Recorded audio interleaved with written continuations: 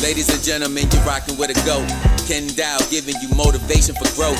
2 toes down, he keep it realer than most. He do it for the culture, that's always the goal. This is Strategic Moves with Kenn Dowell. This is Strategic Moves with Kenn Dowell. So what's up everybody? You tuned in to another episode of Strategic Moves. I'm your host, Kenn Dowell. This is a place where I bring art, culture, politics, and business all together, and I do it every Sunday right here on this channel. But when I'm not shooting this channel, I'm the owner of Strategic Resources. This is a company where we specialize in political campaigns, government relations, and public relations work. Been doing it over 25 years right here in Ohio, and I want to make your next move a strategic move. So this show gives me an opportunity to bring on people who I met along the way. We come on, we share some of our experiences, and hopefully it's something on there that you would like that will help you professionally or in your personal life. But if this sounds like some place you would like to be, and this sounds like something you'd like to hear, I need you to hit that subscribe button, hit the notification bell as well, so that you will know the next time we'll have someone on the show. And so today's show is going to all be about business. We're going to talk about business. We're going to talk about grant writing. We're going to try to help you small business owners out here, as well as you nonprofit organizations, get an opportunity to cash in on some of this grant money that's happening here. And the guest I got here today says that she has gotten $17 million in grant dollars for organizations right around this country, and some right here in Cuyahoga County and in Cleveland. And she's going to talk a little bit about that today. If you don't know who she is, her name is Linda Peavy, and here's a little something about her. Hi, I'm Linda Peavy, owner of RealPower Consulting. My passion is to place your organization on the path to excellence. Are you struggling to communicate your message, reach target audiences, or secure funding? From marketing communications to grant writing, we achieve your goals. We've worked with high-profile clients and have secured $17 million in funding for charter schools and nonprofits. Call today to discuss what your success looks like and how RealPower Consulting can help. Hey, so everybody, I want you to all welcome and give a big warm welcome to Linda Peavy. What's up? What's up? Glad to be here. Glad you It's made a it. pleasure, an honor. Thank you for coming on the show. You know, this is a place where I say I bring on special guests, and I was going around looking for local talent that I wanted to bring on the show, because also I wanted this show to also be a place to highlight people in our town who are actually doing good things. And I looked at, got caught up on one of your videos, because I tell everybody I watch YouTube all the time. And going through YouTube, I was looking at some videos, and I saw yours, and what caught my eyes was that you said you did $17 million in actual grant funding for organizations. So, Linda, I want you to tell us a little bit about you before we get into all of that. Linda, you tell us, Linda Peavy, you grew up here in Cleveland? Yes, I am a home girl. I was born and raised right here in Cleveland, Ohio, on the east side near Central, and Cedar is where we grew up. Oh. And I am a rebel. I went to John Adams, Okay. class of 81. Shout out to class of 81. Okay. And ended up going to college here as well. So Yeah. I started at Case Western Reserve University in chemical engineering of all things, Wow. but I got the marketing bug. Mhm. And so I ended up finishing at the University of Akron, right up Okay. the road, Mhm. and then went back to school there to get a master's degree Mhm. out of Akron U. So I'm also a Zip. So I am Oh. definitely a local girl. What did you get your degrees in? My undergraduate degree is in marketing and business administration, and then I have an MBA in management. So I always take everybody back just a little bit, and people keep, some of my guests who are not from Cleveland always give me a hard time, because you always go so deep into that. But I still wonder, how was it growing up in that neighborhood? Oh, it was really interesting because I'm part of a big family, right? Oh, So there was okay. 8 of us. Wow. I had 7 sisters and brothers. Whoa. So like we played with each other, right? Okay. Because Okay. there were so many of us. But the street that I grew up on, it was really all about family Okay. in that community. Mhm. They were all, single family homes. And so it was a good community. Because back then, and I am super old school back then, your neighbors and the people in that community, looked out for each other. Right. We Right. helped to raise each other, right? Mm-hmm. The women who were in the other homes, they helped to raise, their neighbors' kids. So Mm-hmm. there was this incredible sense of community. And even back then, and I'm talking about like the early 70s and the mid 70s, you had Black owned businesses, Right. right, surrounding Mm-hmm. that community. So, now that I think back on it, it was a beautiful thing that was happening back then. Was you the youngest, oldest? How you fit in that equation? I am the youngest girl. So Okay. I have 3 older sisters and then 2 brothers who are younger than me. They're Mhm. fraternal twins. Wow. And then 2 older brothers. So there was 4 girls and 4 boys, but I'm the baby girl, as they say. Wow. That's deep. That's cool. And so everything was cool. You grew with mom and dad? Grew up in a 2-parent household with my mother Wow. and my father. Mhm. They came here from Alabama. Okay. So they were part of that migration to the north Mhm. where there were jobs. Mhm. And yeah, so What'd your dad do? my father, he was like a handyman. He did a lot of work. At Mhm. one point, he actually worked somewhat with Ford, a Mhm. company, because at that time, Ford was really known for hiring Blacks. Mhm. He worked for many years at WWS, Channel 5. Oh. For many years, he worked there. Knew Okay. Dorothy Fullheim Mhm. Mhm. and Ted Henry and all of the Okay. famous people that we Mhm. hear about. And then my mother was a domestic. I But figure 8 kids. She probably was a housewife. exactly. Her job was raising 8 kids. Right. So, Right. it's not like she had a lot of spare time. Mhm. Her spare time was taken raising these kids. So Enjoyed your high school life growing up there, high school and all?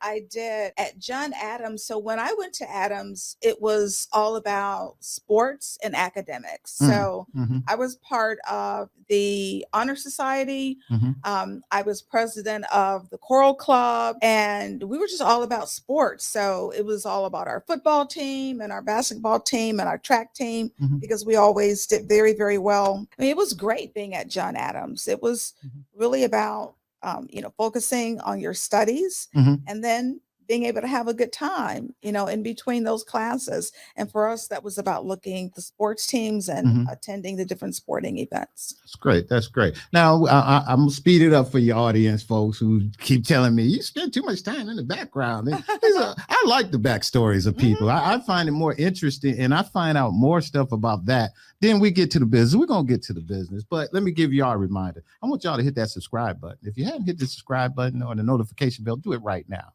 So here we go. I'm going to ask you this question here, and let's move on a little bit. I know you didn't go right into marketing because you've been in business, say 17 years, right? Am I? This is my 15th year of 15 owning LaPav Consulting. LaPav Consulting, and we're going to get into that where the action happened. What'd you do prior to that? Prior to that, I was a publishing executive in Pennsylvania. So once I received my MBA, I actually worked at LTV Still for a few years, for people who remember the old LTV Still. Right. And from there, what you do at LTV? I was in the foundation department where they provided scholarships. They had a wonderful program where they worked with Case West Missouri University. It was a Black engineering program. And so it was a partnership between LTV Still and Case. Okay. And so I worked in their foundation department, giving out different scholarships for the students. And then from there, I went into publishing, professional publishing. Now, what is publishing for the people out there who say, oh, I know what it is, but really don't? What is a publishing? Right. So I worked in professional publishing, which is the traditional publishing. So when you think of Random House and Simon and Schuster and Doubleday, that's what we did. So a lot of people don't know that the oldest publishing house in the country is headquartered right here in Cleveland, Ohio. Really? Yes. And that's Pilgrim Press, and they're over 400 years old. Really? And so they're the publishing house for the United Church of Christ. And so that's where I got my publishing start. I was director of marketing at Pilgrim Press. And my job was to create the different publishing and marketing campaigns for the books that were being published. Excellent. That sounds interesting. It was great because a lot of people back then, there was no self-publishing, right? It was, if you wanted your book published, you got an agent and then you had that book submitted to a publishing house. And so that was part of my job at Pilgrim Press. I was there for 3 years, and then I was recruited to come to Judson Press in Pennsylvania, where I was the associate publisher and director of marketing there. And so part of my job was to help shape the publishing house. So if you had a book that you written and you wanted it published, you would submit that book to us, and we would review it and determine whether or not we were going to publish it professionally. And when I say professionally, that means, again, when you think about Random House and Simon and Schuster, I was about to get on them. That entire genre is what is part of what we were. Only, of course, we were focused on religious publishing because we were part of a publishing house. So Judson Press was the publisher for the American Baptist Churches USA. But the dynamics are the same, where you're trying to market your book across the country. So me, as the director of marketing, the books that we publish, it was my job to get the books in Walmart and the independent bookstores and Barnes and Nobles and Borders. As the associate publisher, because I had dual roles, my job was to help shape that publishing house. And so I focus a lot on really representing people of diaspora to make sure that Black voices were being published at the publishing house. So I had a chance to work with, some of the most well-known, pastors around the country, including T.D. Jakes and Floyd Flake and Marvin McMichael and so many others. And that's before those guys really got big. It had to be, because back then we were talking about then, because I've been a fan of some of those pastors for years. And I remember when they first started getting going, and it was around then. I was going to ask you about that Random House publishing. That's a real thing. They be giving out that money for real. That Random House, when they say they're going to knock on your door and. Oh, I have no idea about. Are you thinking of Publishers Clearinghouse? Oh, that's not the same thing. No, that's okay. All right, I'm about to say is that the same thing? Okay, no, I'm about to say all right. No, so like Publishers Clearinghouse. Random House. Yeah, I'm with you now. One of the oldest publishers. Correct. Book publishers in the country. I for some reason I always thought those two were connected. Oh my goodness, no, not at all, not at all. No, Random House. They're focused on publishing books. Okay, so I'll get back on point. So back to your pastors, Floyd Flakes and those guys. I got an opportunity to meet them some years ago, and I remember when Reverend Flakes was getting that whole development he was starting in Harlem back then and getting going with that stuff. So it was really huge. Absolutely. He's worn many hats. Yes. University president, but yes, his church was really one of the first churches to have a real hand in developing communities, developing housing communities within the neighborhood. So yes, I've known him for many, many years.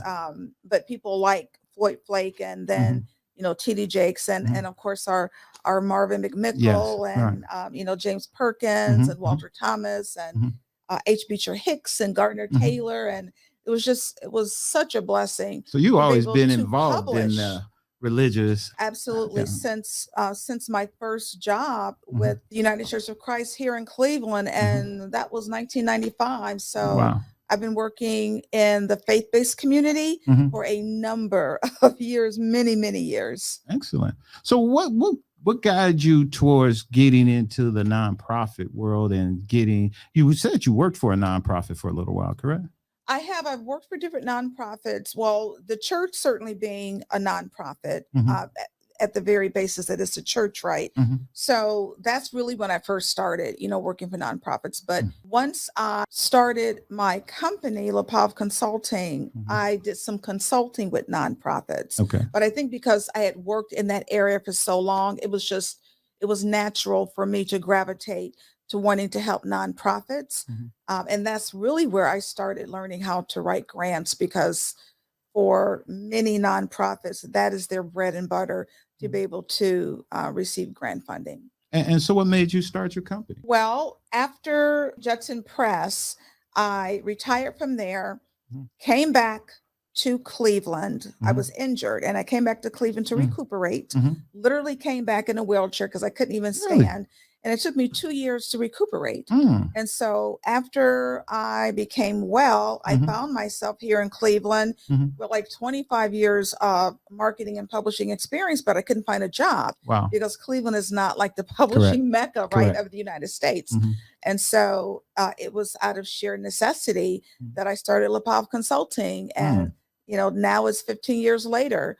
But then I knew I had a skill set that I could transfer. And Judson Press, my old employer, ended up being my first client. You know, I was just going to ask you, who was your first client? Judson Press. Really? They were my first client. Oh, what did you do for them? Marketing. Yeah, Marketing pretty much books. what you were doing before. Exactly. Marketing books and their curriculum and other resources. So I know you talked about what you've done, and you had helped to raise over $17 million. And that's over the span of your 15 company? years. Over 15 years. What was the smallest grant you was able to get for somebody? Oh my goodness. I would say probably about $5,000 was the smallest grant. And what's the largest? Well, the largest single grant was about $475,000 in one grant, but the most I've ever secured for one client was about $3 million. Excellent. So let's talk about grants. And when we talk about grants and being able to apply for a grant, and most people with businesses, let's go over some of the basic rules of granting. And I guess is, first of all, can a for-profit business apply for any grants? Right, Is there grants available? Such a great question, because the philanthropic community has changed. The landscape has changed significantly in the last 4 years. So it's all about before and after COVID. So before COVID-19 happened, it was almost unheard of for a for-profit to get a grant, right? When you thought about grant money, you thought about nonprofits. Correct. However, during COVID-19, so many small businesses closed. And we know that the small business is the backbone of the country. And you had small businesses closing in droves, right? All over the country. And foundations and major corporations, your major, like your Fortune 500 companies, took notice, and they said, we have to do something because we're losing too many small businesses. And separately, they decided to start to create grant funding, which is free funding. I need to explain that for people who don't know. Grants are free.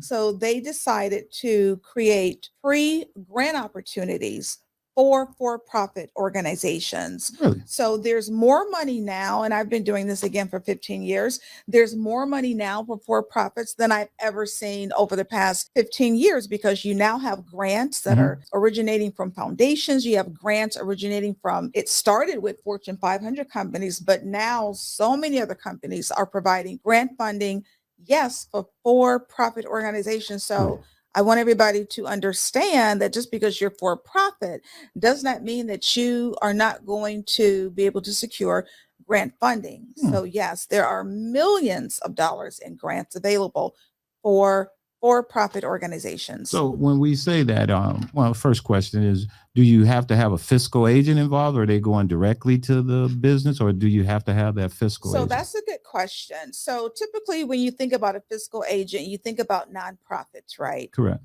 And so nonprofits need to have their 501c3. Like that's critical, because most foundations do not want to give money to a nonprofit that does not have a 501c3. Correct. Now, where the fiscal agent comes in, if a nonprofit does not have a 501c3, right, they need to work with a nonprofit that has a 501c3 to serve as a fiscal agent. And so the foundation, if they get the grant, the money will filter through that fiscal agent, which is a nonprofit with the 501c3, to give it to your organization, because you don't have a 501c3. Now that becomes difficult, and many foundations would prefer not to work with a fiscal agent, because from their mindset, if they're going to give you grant money, they want it to be given directly to you and not filter through a third party. So my recommendation is, if you are a nonprofit, to please get your 501c3. The good news is that whereas it used to take 3 to 6 months to get your 501c3, is now taking 6 to 8 weeks. Really? Now, the 501c3 is the IRS designation that deems you to be a tax exempt organization. It means that you do not pay taxes. It also means that if you have donors that are providing information to you, that they can write those donations off as charitable deductions. But yes, the IRS, they have really sped it up because they're getting those 501c3s completed in 6 to 8 weeks now. Wow. And that is so important. Now that's just for nonprofits, right? If you're for profit, you do not need a 501c3. So you have some grants that will directly give it to you without having a 501c3. If you are a for-profit, you don't need a 501c3. So the 501c3 is only for The nonprofits, Okay. right? Interesting. So Okay. yes, if you're a for-profit and you're going after a grant, the grant money goes directly to you. If you're a nonprofit with a 501c3, the money goes directly to you. And that's what you want. You don't want your finances and your funding going through or being filtered through a third-party entity. Let me ask you, as it relates to the grants for the for-profit businesses, are the grants that you're referring to are more grants to help stabilize business that was as a result of COVID, or are they actually giving you some of the opportunities that they give to the nonprofits? Because some of the nonprofit grants that they have out there for programming and things of that nature, will they do the same thing for a for-profit business? So that's a great question. And the answer is both, right? You can get what's called operating grants, right? And so that means sum of money, let's say it's $20,000. You decide where you want to put the money. If you want to put it into operations to pay for your lease or to pay for marketing or to pay for personnel, you can do that. So it's operations dollars. And yes, that money is available. Or if you have a particular project, right, that you want funded, you can apply for money for that specific project. So it's both. You can provide information that will allow you to receive grants for just about anything that's operations dollars, or you may have a very specific program in mind where you can get funding. And yes, as a for-profit, absolutely, you have your choice. It just depends on what grant you're applying to. So do you help, do you do anything in the line of real estate?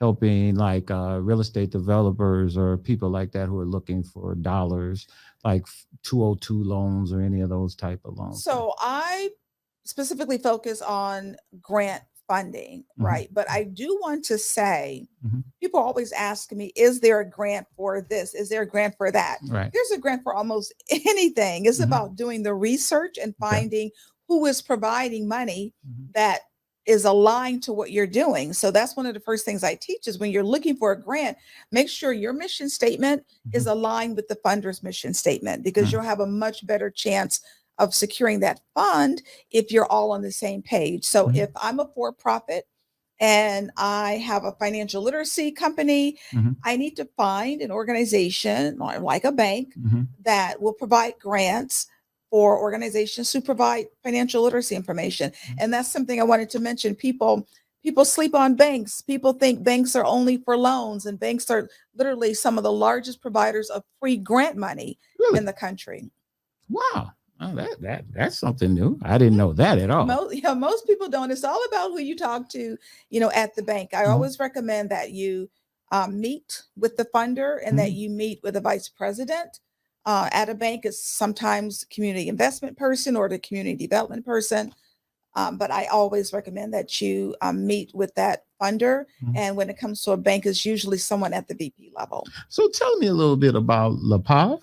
Yes, LePav. LePav. So LePav is your consulting firm, and tell us all the services and stuff that you offer there. What you guys do? Yes. So over the past 15 years, I've provided marketing, communications, and grant writing. With the marketing communications, I've developed communication strategies and campaigns, typically on the national level for different organizations. I served as the PR agent for the Miss America organization.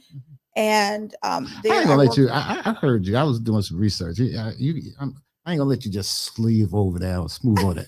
So what you do for Miss America? So I worked with Nia Franklin, who was I believe it was 2020, 2019, 2020.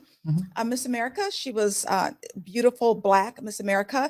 And so what I did was I created PR strategies, and I helped to, make sure that her national visibility was increased. And so I helped to book her in different venues across the country. She is a phenomenal opera singer. And so Really? my job was to create opportunities, Okay. for her to be seen. Mhm. And so I worked, very closely with Mhm. her in the Miss America organization, Wow. which was really a dream come true because literally from a little girl, I can I imagine. watched, Right. the Miss America Right. pageant.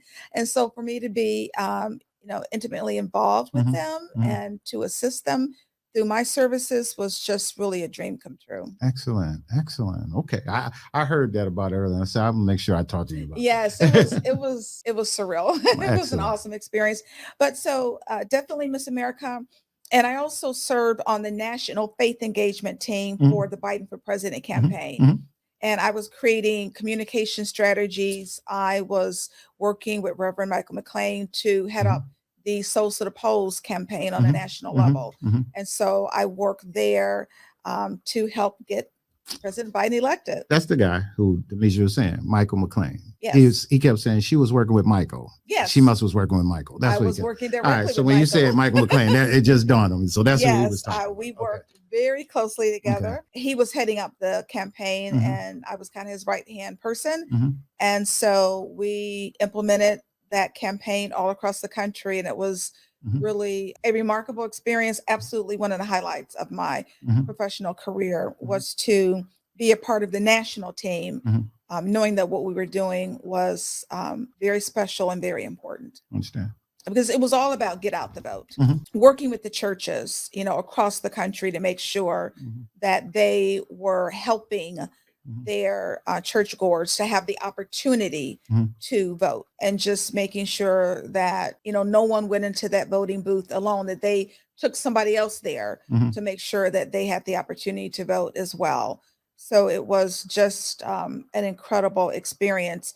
During that time, I also helped to produce the national gospel concerts that was taking place. It was all a part of the Souls to the Polls campaign, where every week we had a gospel concert with everyone from Hezekiah Walker to Israel Houghton to the Clark sisters. And it served as an opportunity to provide this incredible music, but also to inform, Mhm. because interspersed between those concerts, we had communications and different meetings with elected officials and Mhm. pastors. Mhm. So in that basically hour and a half, you got to hear from your representatives about Right. always the need to get out to vote. Mhm.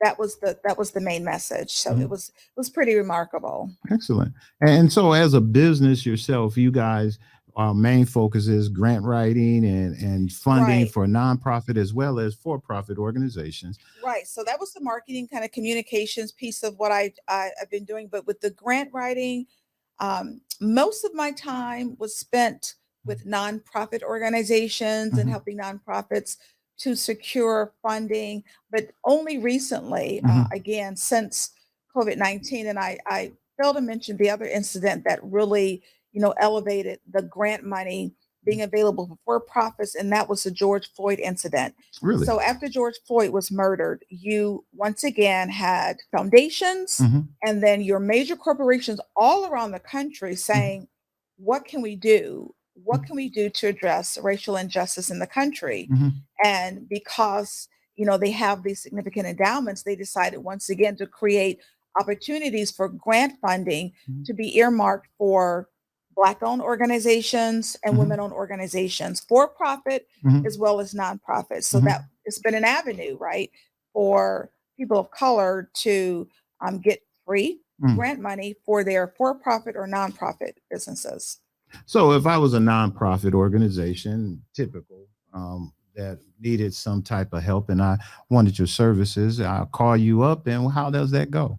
Yes, so we have what I call a discovery call, Mhm. and we take about 15 minutes to learn about your organization, to Mhm. find out whether or not you're grant ready, Mhm. because many organizations don't realize that you really need to be in a position where you're ready to apply What's grant for ready? grant funding. So grant ready means that you have your mission statement, you have your Mhm. vision statement, Mhm. you have your budget, right? Okay. You don't necessarily have to be in operations, right? Mhm. You can be a startup. You can just be starting up. People don't think that there's grant money for startups. There is Mhm. grant money for startups. but you have your idea, you have your business plan, you have a board of directors, you have your mission, you have your operations plan, you have your target market, right? You know approximately how much money you need and what you need it for. Mhm. So we go through just a series of questions. So, I make sure that you're grant ready. And then I work on a case by case basis. We work very closely with the organization. So with Mhm. some organizations, I'm doing strictly grant research Mhm. because that can be That's a pretty lot. time Yeah, that's consuming. time So consuming. I'll create a cultivated list of grants that I think Mhm. you should apply for based on Mhm. your mission Mhm. and what your goals are. I'm gonna go back a little bit when you mentioned the fact that you were talking about the startups. Yeah, back Right. to the startup. So on the startups, you say you don't. There's grant money for people who start up to Yes. start a business. That's one thing. But let me ask the question this way: do grant providers look favorably for people who actually been in business doing it a little while? Oh, always, Mhm. always, because then you have results. You can talk about your impact. Okay. And impact is everything in the grant world because Mhm. if I'm a funder, I want to make sure that your mission statement is being achieved, right? Because Mhm. that's why I'm giving you grant money Mhm. is to achieve your mission statement. Mhm. And so if you've been in business for a while, you have been effective, right? Mhm. You have data to show that you've been successful, that you Mhm. served your target population. Sure, it's going to be easier Mhm. because you have the numbers to prove that you are a vital organization. Mhm. But that does not mean that just because you are a startup, you can't get grant funding. And something else I want to mention people think that they need a huge staff, right? Right. So there are certain organizations that will give you grant funding if you have an all volunteer organization. Really? So don't think you need to have like, 100 W-2 or 1099 workers to get grant funding. Again, I go back to the research. It's all about researching to Mhm. find who it is that is going to see Mhm. what you're doing and see your mission and Mhm. believe in it. And Mhm. there's alignment there who wants to give you funding. So there's just a lot of misinformation Mhm. available about grants and even how you work with a grant writer. Mhm. Is there any particular grants that you would say, well, there's more of this particular type of opportunities out there than others? If I had to choose one or two, and I don't want people to think that just because I say this, there's Mhm. not grant money in other Mhm. organizations. Again, there's grant money for almost anything. But if I had to look at two, actually, I'm going to say three particular areas where there's a significant, like millions and millions Mhm. of funding available, and maybe even billions, Mhm. because the foundation giving from 2022 was over $90 billion just from foundation. So the money is there.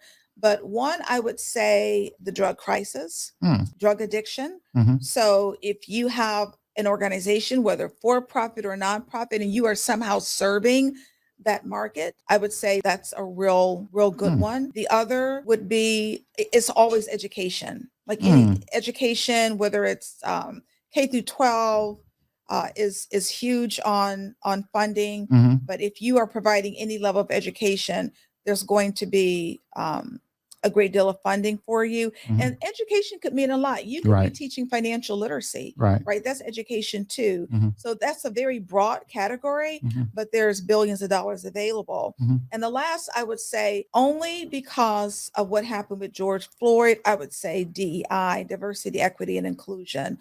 because there's so much money now that's available for organizations that are tackling DEI or that are just tackling and addressing socially conscious causes. So this diversity and inclusion thing, and I call that the new buzzword out here with everything. How do you find grants on? What type of grants are for?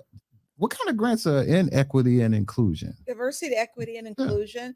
Well, again, you have to do the research. So let's say you have Mhm. a program where Mhm. you're going in and you're teaching DEI to employees in a company setting, Okay. right? There's grant money for you. Or maybe you are somehow addressing inclusion in the K through 12 education system. Maybe you're Mm. training teachers to Okay. become more Okay. racially sensitive, Okay. I right? got you. There's DEI money for that. Mhm. So it just depends on what your organization is doing and how you are addressing and teaching Mhm. maybe components of being more sensitive to diversity.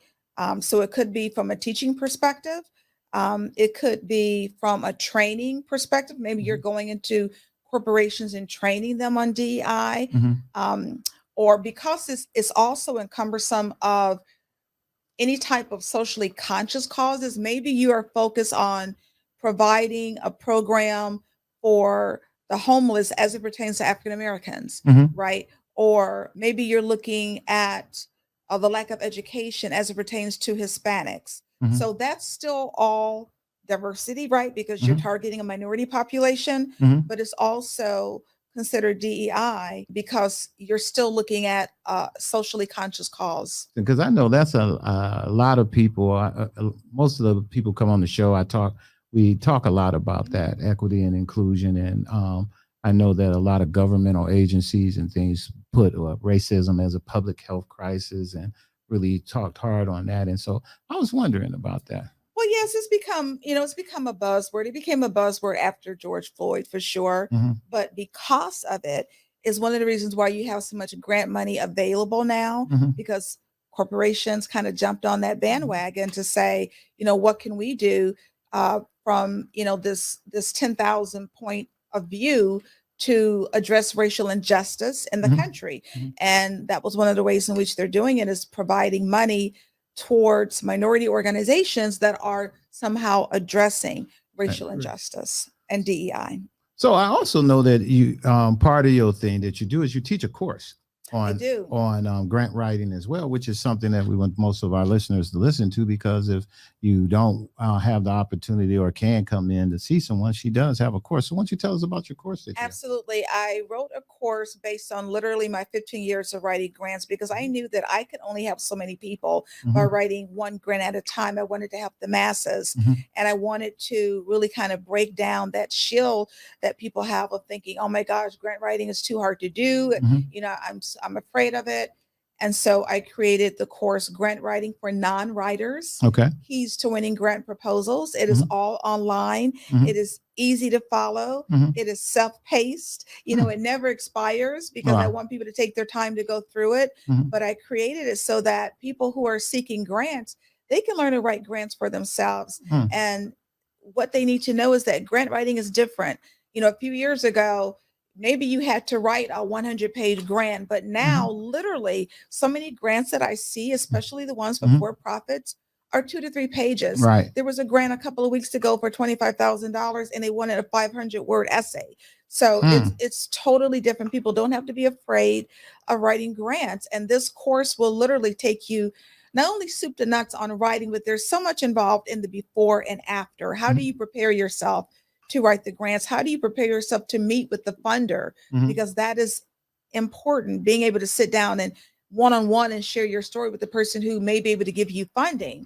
And so I teach you all of those elements on how to get a grant. I heard you mention that in one of your interviews. You were talking about meeting with the funder and having a relationship. Were you referring to after you think you get in a grant, or you think you can meet with a funder before you get a grant? It is critical to meet with the funder beforehand, because that, I can tell you, like, if there's nothing else you take away from this interview, please meet with the funder, because that oftentimes is as important as what you put into the grant application.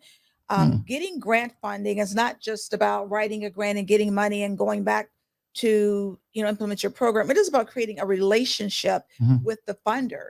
So the funder is giving you money. They want to know, how are you going to use it? And they want to know about you and how did you start the organization? So being in that meeting one-on-one, and it can certainly be over Zoom. First of all, you're going to learn more about that grant than you'll ever learn right on a website. And they're going to learn more about you and your organization than what they can read on your website. So in that meeting, it is absolutely critical that it takes place so that you get to learn more about the funder and the funder gets to learn more about you. So that is done always before you submit that application, because oftentimes it will affect how successful you are once you submit the grant. There are no guarantees. There are no guarantees in grants, but it will significantly help your chances, because you're starting to create and nurture that relationship, which is what the funder wants. So that's part of your package, or some of the information you give out in this course that you put out. And what's the value of that course, you would say?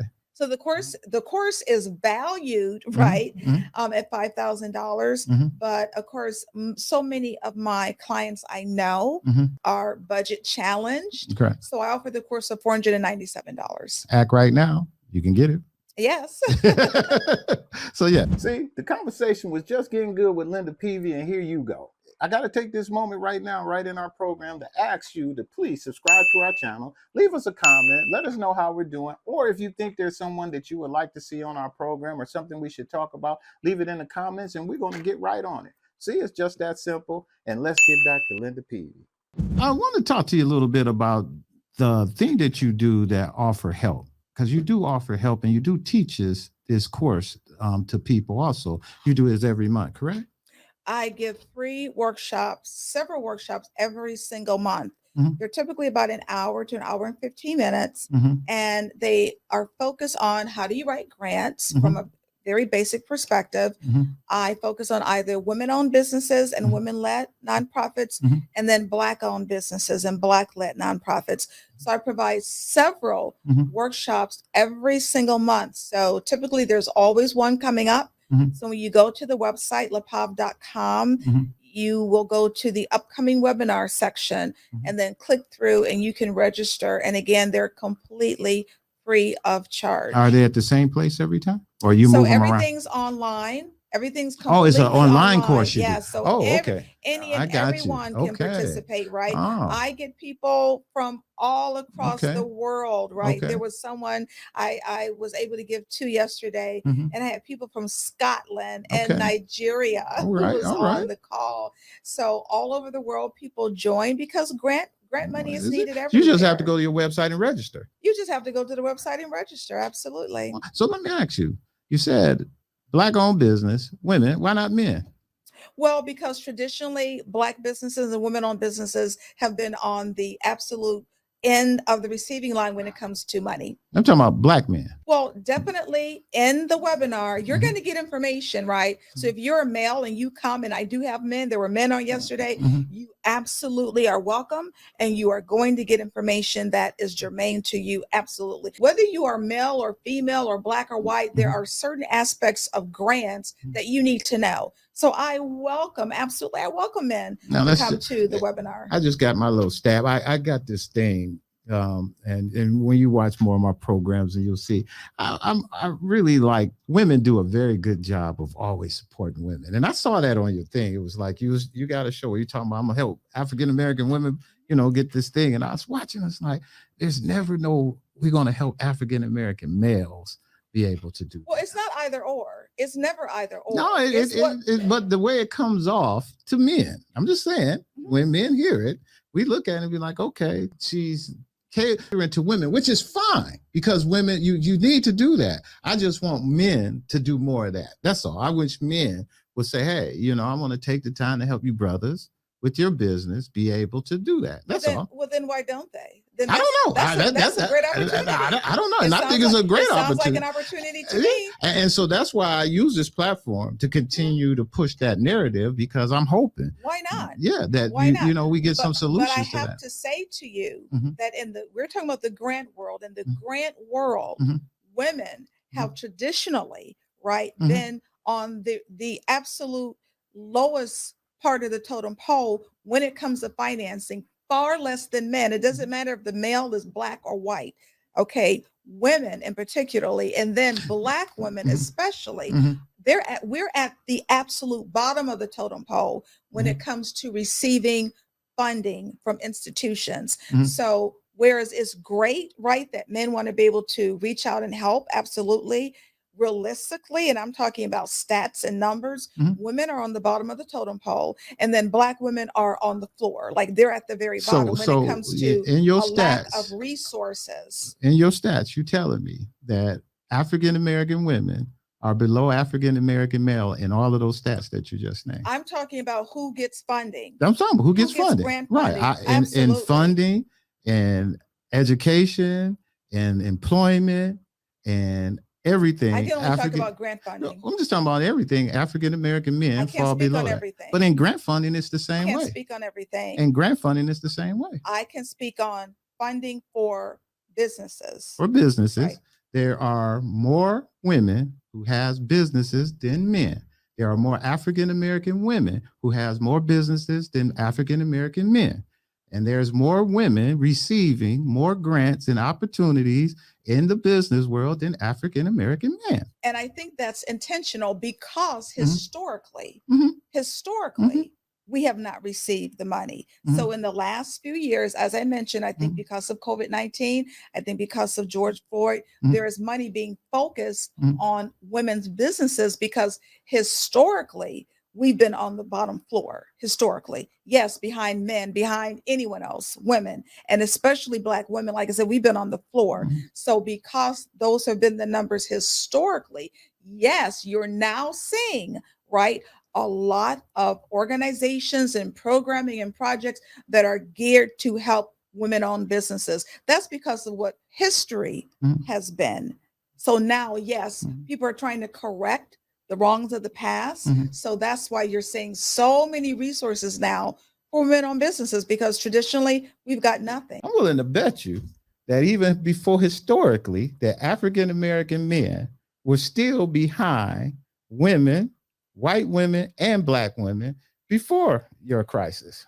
You're welcome to do the research. I did it. Prove That's why me I know. wrong. That's why I did. And when we get off the show, I'm gonna show it to you.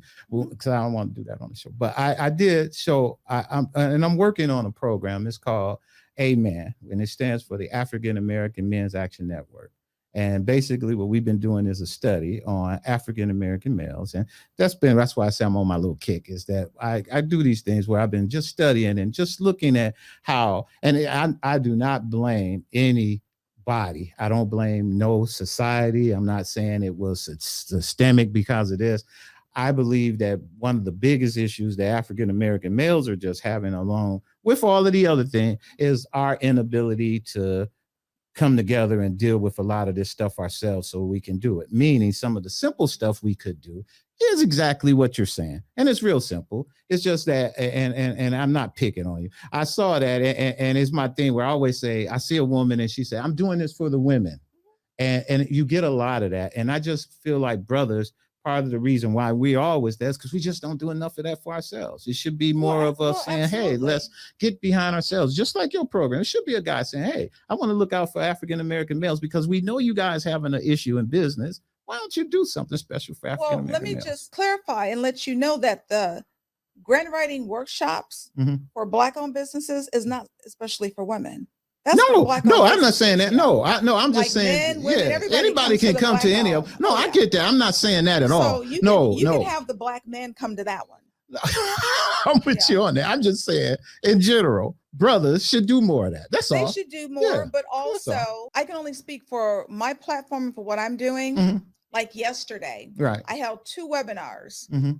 totally geared towards women-owned businesses and women-led nonprofits. Do you think there weren't white men on there trying to get their information? Oh, yeah. Of course there was. Oh, yeah. Of course there was. I'm saying that people like yourself, if you did an all male one, and say I'm doing one for all African American males, just like you say I'm gonna do one for all African American women. That's all I'm saying. That's it. Because I don't do those, and I don't have people coming to me with tons of that saying it. I just said that if that opportunity exists, I believe African American males would probably come, just like you make it available to African American females. And if it takes a brother to do it, then maybe a brother should do it. I think in the grant world, you have so many grants now and so many opportunities that are geared For towards African American women. women-owned businesses and My women-led point. nonprofits. My point. Yeah. There's none for African American males. And I'm just saying there's a reason for that. Yes, they want to see African American women succeed more than they would like to see African American males. And it's always been that way. Because think about it. You said it yourself. There is grants, and you've been in this for years. They are specifically available for African American women. That's been since George Floyd. It's before George. It's been before George Floyd too. It was before George Floyd. There's been some. It's been more available. It's been zero for men, though, right? This is my area that I've been in for 15 years, and I can assure you that in the last 3 or 4 years since George Floyd, that's where you've seen an influx. But before then, it still existed. There were some. Okay, now have you ever, in your experience, have you ever seen any specifically for just African American male? Oh, I'd have to really think about that, but and it probably was some that was probably like my you father, know, my few brother's and keeper, far. or something like that. But was there any Now that specific? I'm glad you brought that up. Obama's group, Mhm, right? My brother's keeper, mhm, and I believe it's called the Group for Male Achievement or the Organization for Male Achievement. mhm, Those two organizations, now that you bring it up, mhm, are exclusively for Black boys and Black men. mhm, Exclusively. mhm. Like if you are going, because I know because I applied and got a grant for an organization I was working with that was all about Black boys. So those two organizations are exclusively for Black men and Black boys. Those organizations, those are Mhm. not grants. Oh, they give They give grants. grants, but that's the organization that was here to give grants. We Mhm. talking just grants and period in the grant world. I don't think it exists. And You'd have to research. There are some, and the Mhm. reason I know there are some Mhm. is that part of the work I've been with an organization called At the Well Conferences Inc. for it's been what maybe 13 years I've been with them. So every year, right, we Mhm. held a leadership academy for 2 weeks on the campus of Princeton University. It was always geared for Black girls in high school, and then we started one for those in the ninth grade. Like the last 3 years, we Mhm. created a similar program for Black boys. So these were Black boys in high school Mhm. or in the ninth grade. They would literally come and spend 2 weeks on the campus of Princeton University. It was all about leadership development. So one of my jobs and working, it was called From the Fire. One of my jobs was to find grants for organizations that give to this program where you are serving Mhm. like a Black male population. Gotcha. So a lot of it, again, it goes back to the research. Mhm. Now, is it going to say this is a grant for Black boys? Not always, right? But if they are pooling their money and providing resources for a minority population, and your organization happens to be geared for Black boys or Black men, then you qualify. So if you're looking for grants that say this is exclusively for Black men or Black boys, no, you're not going to see that. But that doesn't mean that there isn't grant money for you. It's about how you do the research. So if you find foundations, and there are thousands of them out there that have money set aside for serving a minority population, you pursue those organizations. Yes, yours is going to be geared towards a Black male population, and that's okay. That means that you're going to qualify. So I think it's in how you research, but if you're looking for all these grants that spell out, okay, this is exclusively for Black men or Black boys. No, that's rare unless you go to someone like my brother's keeper or Yeah, the it's very, Organization for Black Male Achievement, but it yeah, doesn't mean that it's not there. You just yeah. have to dig a little bit deeper. No, and I agree with you, and I'm totally with you on that. I believe that it does exist, and it's just hard to find. It's harder to find. And again, my thing was never about anything that anybody was doing wrong. I just want us to do Oh, more on I our don't feel that way at all. on our own. That our brothers. And I did another thing. I called it Brother Could We Talk? And I tried to bring brothers together. And we did a big event where we brought and did panel discussions. And we talked about ways that we can continue to try to bring our brothers back closer and closer to try to deal with some of that. And again, like I tell you, using the podcast has been my biggest thing of it, is doing that. And just, Yeah, there are ways. I mean, you have the initiative. I think it's called the Initiative of Fatherhood. mhm. That's a nationwide organization. But that's just for fatherhood. You see Yeah, what I that's mean? for fatherhood. That's geared It's towards geared to minority fathers. and there's a lot of those, and that's what I'm saying. Typically how long it takes before when you do a grant, if somebody come in there with Oh, your it just research. I it know just it can vary, depends. but yeah, that's not a good answer because it'll vary. Right. It just depends. Mhm, But organizations have what's called rolling applications, right? That means you can apply year round. mhm, People like Walmart. mhm, But then you have organizations that they have open periods, mhm, but you can apply, but they're not going to make that decision until their board meets. And typically boards meet 4 or 5 times a year. mhm. So you have to wait until the board meets. So that's typically, like I would say 3 months is about About average, 3 months. unless you need emergency money. Mhm, That's totally different. Like literally, if you're saying, I have a nonprofit, we're about to shut the doors because we need $5,000 to pay mm, because the pipes burst, mm, right? Then you can go to certain foundations. People don't know that the Cleveland Foundation is the largest community foundation in the country, the largest. You can go to foundations like the Cleveland Foundation. They have discretionary funding. Organized foundations like St. Luke's, they have what's called discretionary funding. So that means you don't go through the normal loops, right? You don't have to jump through the normal loops. You need money right away. The process is faster.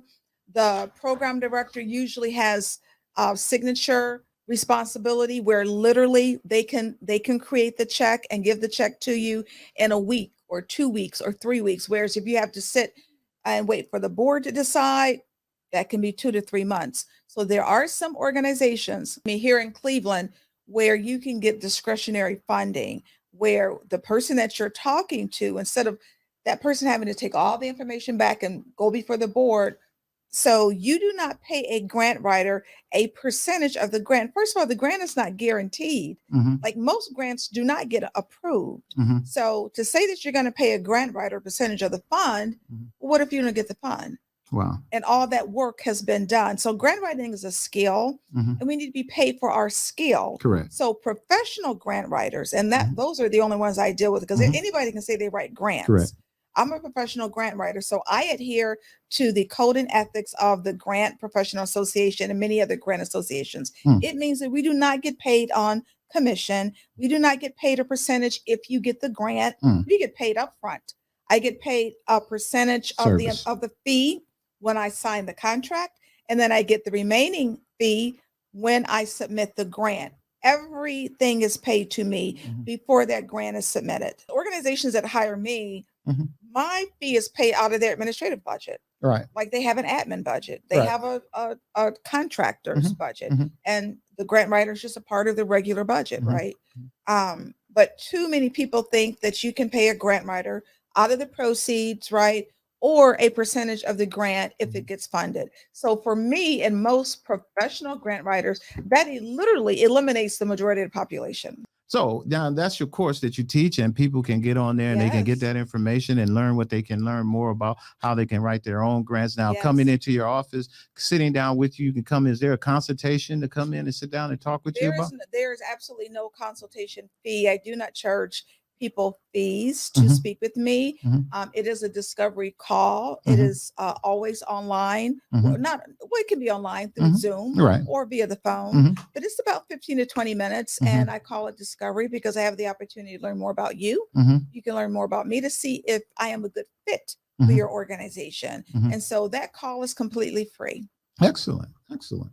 Well, Linda, I really appreciate you coming on my show. You did a very great job of explaining what you do. You got more information that anybody who wants to know more about what Linda is doing, she's going to give you how you can reach her, and as well as we will leave information in the description so that you can be able to link on that and get to our website and get more information about how you can benefit from getting some of these dollars out here from the grant world. So Linda, what I do, and typically with most of our shows, we leave the show over to you. I'm gonna give you that camera there where you get a chance to talk to the audience. Make sure you leave your email, contact information. Linda has another program that she has. It's called Cultured Curves. Cultured Curves. You need to check that one out. I was going to talk a little bit about it, but she got so much going. We've been here 2 hours. So we stayed on the business side. She's going to talk to you about Cultured Curves a little bit in this little segue. So Linda, I'm turning it over to you. Take your time. Yes. So again, my name is Linda Peavy. I'm the owner of RealPower Consulting, and this is my 15th year of serving organizations and marketing communications, but mainly grant writing and grant services, where I will help you to find funding. I will review your grant application, and there is some grant writing that we still do provide. Again, there is so much money available out there. I want you to get a part of it. I want you to be able to secure the bag. And for everyone, I have such an easy to follow grant writing course, because no one's going to tell your story better than you. And I teach you how to tell your story in the grant writing course. And it's called Grant Writing for Non-Writers, because I don't expect you to be a writer, but I teach you how to tell your story and how to write an application that's going to be noticed. And so my website is LePav.com. That's L like Linda, I like ice, P like Paul, A like Apple, V like Victor.com, LePav.com. And when you visit the website, you will see a link to the resources. And also, and I didn't get a chance to talk about this, I provide free grant writing workshops several times a month. And I focus on women-owned businesses or women-led nonprofits, as well as Black-owned businesses and Black-led nonprofits. I'm actually providing 2 different free webinars tomorrow, Thursday at noon, and then 7:00 p.m. So you'll get a chance to hop on if you have the opportunity. But if you don't fret, because I provide these webinars every single month. They're completely free, and they will allow you to really learn more about grant writing for your nonprofit or your for-profit business. So hopefully you'll be able to join me. When you go to lipav.com, just go to the section of upcoming webinars, and it will take you right to the page where you can click through and register. You do have to register, but again, they're completely free. And yes, I am a dual entrepreneur because I've certainly spent the last 15 years with LaPav Consulting, but I'm also a plus size, curvy, mature style influencer. You know, I have probably about 30,000 followers across my social media channel, and I really talk about style for mature women who are curvy, everywhere from, you know, showing you how to dress your body to where to shop. I have the award-nominated blog, which is Cultured Curves, cultured like the pearls, and then curves.com. Culturedcurves.com is the blog that you're welcome to come to, and you'll find a lot of information on there about curvy style for women over 50. I have a new book that was the Cultured Curves Guide to Style for Curvy Women, and it will talk about, again, how do you find your style? Where do you shop for clothes? But also, I really talk about self-esteem. I give various speeches all around the world. I'll be in Jamaica in October giving body positivity and self-esteem presentations, because I am on a platform where I teach self-love and loving what you see in the mirror, because, you know, nothing positive comes from hate. And so too often women, you know, hate what they see in the mirror based on a magazine cover or what they see on Instagram. And so I'm always speaking from a place of love. So whether it's culturedcurves.com or lipav.com, I hope to see you across one of my social media channels, or certainly in one of my free grant writing webinars. If you're interested in getting grant money, knowing what you need to do, you're welcome to join us. And this has been an absolute pleasure. And hopefully you've learned a thing or two. Thanks, Linda, for coming on our show. I really appreciate it. And if you don't remember, look in our description. We leave you all the contact information, how you can reach out to Linda, and we'll see you on our next show. This is Strategic Moves with Kenn Dowell.